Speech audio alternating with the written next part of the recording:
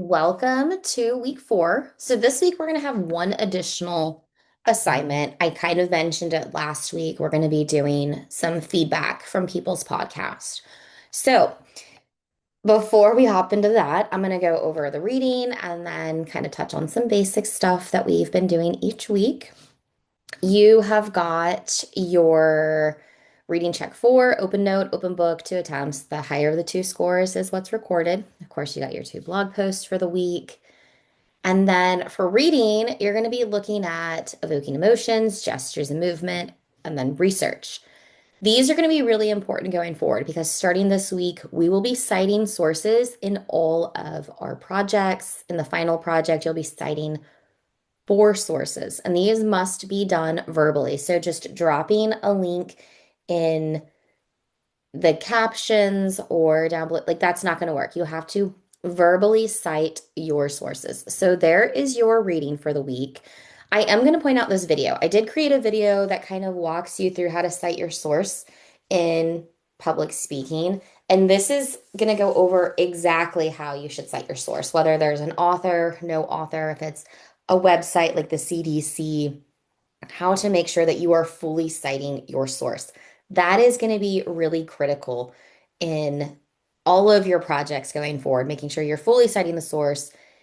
The way it should work is we should be able to find that source based off of your verbal citation. So if we cannot see your link, your news story, we should be able to go find it because you've provided us with the website, the title, and of course, if there's an author, we're going to give that author. So this video just kind of goes over how to handle websites, how to handle if there is an actual source with a name, all that good stuff.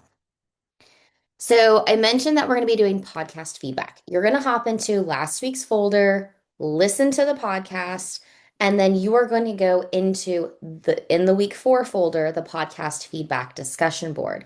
You're going to be answering these questions here for 2 classmates. And you will post that feedback in this discussion board because you're not going to be able to comment on their links from last week. It will be closed out. So making sure that you are posting your feedback in this discussion board is going to be important. For our main project this week, you're going to be creating an advocacy video. And I do provide you with an example of an advocacy video. And I also provide you with some places that you can use editing software for free if you would like, but editing is not required. I have lots of students that do this in one shot, and you are more than welcome to do that. So you're going to be planning, editing, recording, all that good stuff, your own original public advocacy video. So there's a couple things that are going to be really important. You're going to choose any cause or public project that you wish. So this has to be something that is there, it's designed for the greater good of mankind. So week 2, we did social media advocacy. You can lean into whatever project you did there because you've got an idea of that movement. You can absolutely use that. You can go to a completely new project. Some really common things that I've heard, men's mental health has been really popular in the last 2 semesters. I have had people do body positivity, mental health in general, saving the turtles.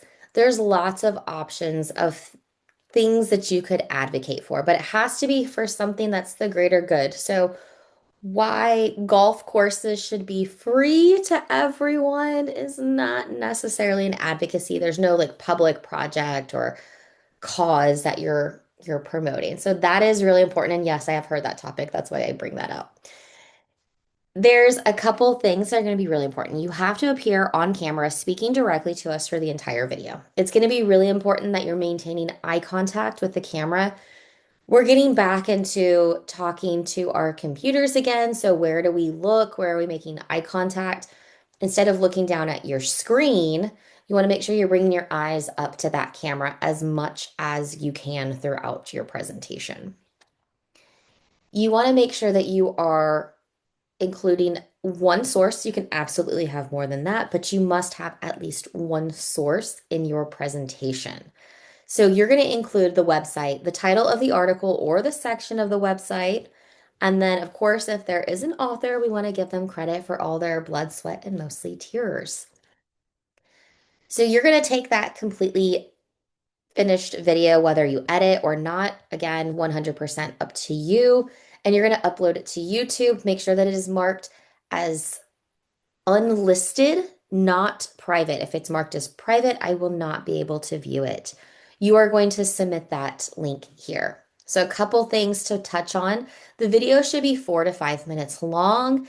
If you are over on time, again, I do not take off points for being over on time, but it will cost you points if you are under that 4 minute mark. So hitting at least 4 minutes is going to be mandatory. Making as much eye contact as possible is going to be really important. Making sure that you are advocating for a change and whatever is going on in your topic. And then, of course, making sure that you are fully citing that source. If you have any questions, don't hesitate to reach out. And I'm looking forward to seeing what causes or projects you all will be picking this week. Have a great week, everybody.